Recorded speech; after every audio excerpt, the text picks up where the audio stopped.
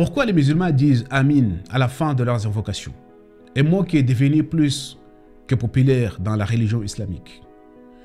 Dans les mosquées, chaque jour, on entend prononcer ces mots à la fin de chaque récitation de Surat Al-Fatiha, l'ouverture. Que savons-nous de ces mots? Que signifie-t-il? Quel est son équivalent dans le Coran al-Karim? Parce que si vous demandez à un musulman lambda ce que signifie Amin, s'il est honnête avec lui-même, il dira je ne sais pas. Mais si vous demandez à un imam ce que se disent imam, que signifie le mot Amin, là tu as droit à du charabia pendant quelques minutes au moins. Bien que le sens le plus reconnu par tout le monde et celle qu'on peut formuler, Dieu accepte mes invocations. Il faut aussi souligner que coraniquement, le terme Amin, il paraît quelquefois dans le Coran al-Karim, voilà Amin al-Bayt, Rasulun Amin, mais n'a pas le même sens que le sens donné dans la tradition. Alors, si l'on ouvre le Coran, on se demande pourquoi c'est donné tant de mal à inventer des mots pour substituer à des mots qui existent déjà dans le Coran al-Karim. Nous allons dans Surat Ibrahim.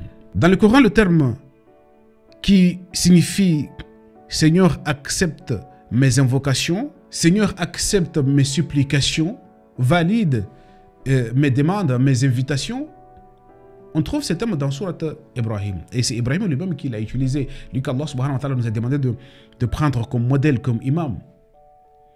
Lorsque Ibrahim alayhi salam a souhaité, a fait vœu de faire quoi? De créer un lien ininterrompu avec son enseigneur. Et il a demandé ceci à Allah subhanahu wa ta'ala. Rabbi, ij'alni muqima as-salati wa min dhurriyyati. Ça c'est une invocation, c'est une demande, doigt. Est-ce qu'il a dit Amin? Non. Il y a un terme spécifique, plus précis. Qu'est-ce qu'il a dit? Rabbana wa taqabbal du'a.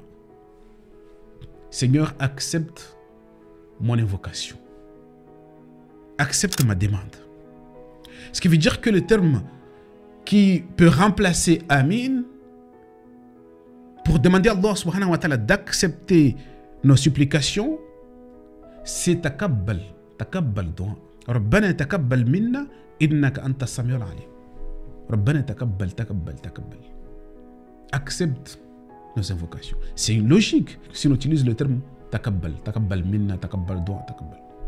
Mais encore une chose, quoique le terme Amin n'a pas d'existence, n'a pas le même sens coraniquement parlant avec le terme qu'on a donné à Amin dans nos invocations et partout, mais aussi il faut comprendre qu'il y a des conditions dans le Coran al-Karim pour que nos invocations, nos demandes, nos invitations soient acceptées. Vous savez, dans certaines mosquées, les musulmans font des rangs jusqu'à combien de personnes pour demander à ce qu'Allah subhanahu wa ta'ala détruise d'autres peuples, détruise d'autres pays, détruisent leurs ennemis, alors qu'eux-mêmes sont plus que des ennemis. C'est ça le problème.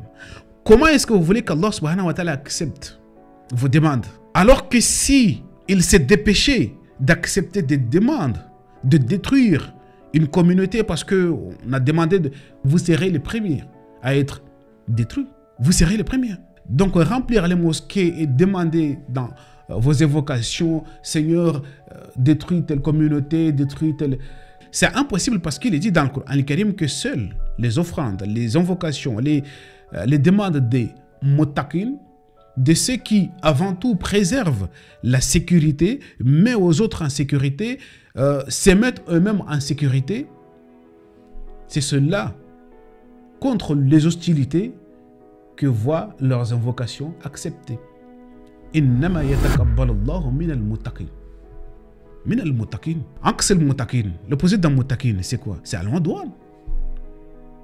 Les tyrannies, les hostilités, les criminels, les récidivistes et criminels. Regardez dans tous ces pays, masha'Allah, ces pays qui se disent musulmans. Les hostilités règnent.